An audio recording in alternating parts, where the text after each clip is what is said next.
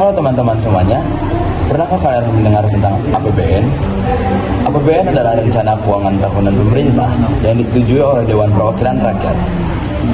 APBN sendiri memiliki periode, yaitu periode yang sebelum tahun 2000 adalah 1 April sampai 31 Mei, sedangkan yang sesudah tahun 2000 adalah 1 Januari sampai 31 Desember. Selanjutnya adalah tujuan APBN. Tujuan APBN yang pertama, memelihara stabilitas ekonomi dan mencegah defisit anggaran. Selain itu, APBN juga bertujuan sebagai pedoman penerimaan dan pengeluaran negara dalam rangka pelaksanaan kegiatan kenegaraan serta peningkatan kesempatan kerja yang diarahkan pada peningkatan pertumbuhan ekonomi dan kemakmuran masyarakat. Selanjutnya adalah fungsi APBN. Fungsi APBN yang pertama adalah fungsi otorisasi. Fungsi otorisasi menjadi dasar pelaksanaan pendapatan dan belanja pada tahun yang bersangkutan. Lalu, fungsi selanjutnya adalah fungsi perencanaan. Fungsi perencanaan menjadi pedoman bagi pemerintah dalam merencanakan kegiatan pada tahun yang bersangkutan. Selanjutnya, fungsi pengawasan. Fungsi pengawasan menjadi pedoman untuk menilai kegiatan yang diselenggarakan pemerintah sesuai dengan ketentuan yang ditetapkan. Lalu, ada fungsi distribusi. Fungsi distribusi ini harus memperhatikan rasa keadilan dan kepatuhan. Selanjutnya adalah fungsi alokasi. Fungsi alokasi berfungsi untuk mengurangi pengangguran dan pemborosan sumber daya serta meningkatkan efisiensi dan efektivitas ekonomi. Selanjutnya adalah fungsi stabilisasi. Fungsi stabilisasi merupakan alat untuk memelihara dan mengupayakan keseimbangan fundamental ekonomi. Selanjutnya adalah asas penyusunan. Yang pertama, asas penajaman dan prioritas pembangunan, yaitu mengutamakan pembiayaan yang lebih bermanfaat. Yang kedua, ada asas kemandirian, meningkatkan sumber penerimaan dalam negeri. Yang ketiga, asas penghemat, meningkatkan efisiensi dan produktivitas. Selanjutnya ada prinsip penyusunan APBN. Yang pertama, asas penajaman dan prioritas pembangunan, mengintensifikasi penerimaan sektor anggaran yang ada dalam jumlah dan ketetapan. Yang kedua, asas kemandirian, mengintensifikasi penagihan dan pemungutan piutang negara dalam hal hasil sewa bangunan dan negara. Yang ketiga, asas penghemat, mengintensifikasi tuntutan ganti rugi yang diminta oleh negara dari denda yang telah ditetapkan. Selanjutnya ada prinsip anggaran APBN. Prinsip anggaran yang pertama ada defisit, di mana pinjaman luar negeri dicatat sumber pembiayaan, bukan sumber penerimaan. Yang kedua, anggaran ditutup dengan sumber pembiayaan dalam negeri, ditambah sumber pembiayaan luar negeri. Selanjutnya ada prinsip anggaran fungsional, di mana pinjaman luar negeri hanya untuk membiayai anggaran belanja pembangunan, bukan anggaran rutin. Dan semakin kecil sumbangan pinjaman luar negeri atas pembiayaan anggaran pembangunan, maka makin besar fungsionalitas anggaran.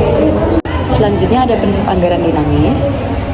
Sifat prinsip anggaran dinamis absolut apabila tabungan pemerintah dari tahun ke tahun terus meningkat.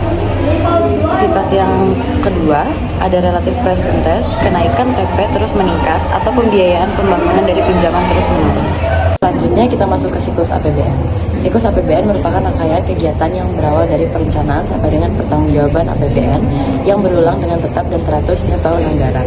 Secara umum, siklus anggaran pemerintah mencakup budget preparation, budget authorization, budget execution, dan accountability. APBN yang pertama ada tahap perencanaan RAPBN yang mencakup 1. Rumusan arah kebijakan presiden dan prioritas pembangunan. Yang kedua, ada penyusunan kebijakan dan kapasitas fiskal RAPBN, yaitu penyusunan proyeksi ADEM atau asumsi dasar ekonomi makro dan parameter APBN, penyusunan proyeksi pendapatan negara dan hibah, penyusunan proyeksi belanja negara, penyusunan proyeksi pembiayaan anggaran, penyusunan postur RAPBN, penyampaian research envelope ke Bappenas. Dan yang ketiga ada penyusunan pagu indikatif. Yang kedua, tahap penyusunan RAPBN meliputi pembicaraan pendahuluan antara pemerintah dengan DPR, penetapan pagu anggaran kementerian pemerintah atau lembaga.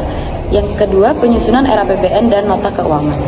Tahap ketiga, data pembahasan RAPBN yang mencakup penyampaian RUU APBN, NK dan himpunan RKAKL.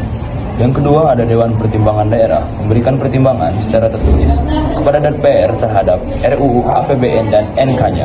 Kemudian dilakukan pemandangan umum oleh fraksi-fraksi di DPR.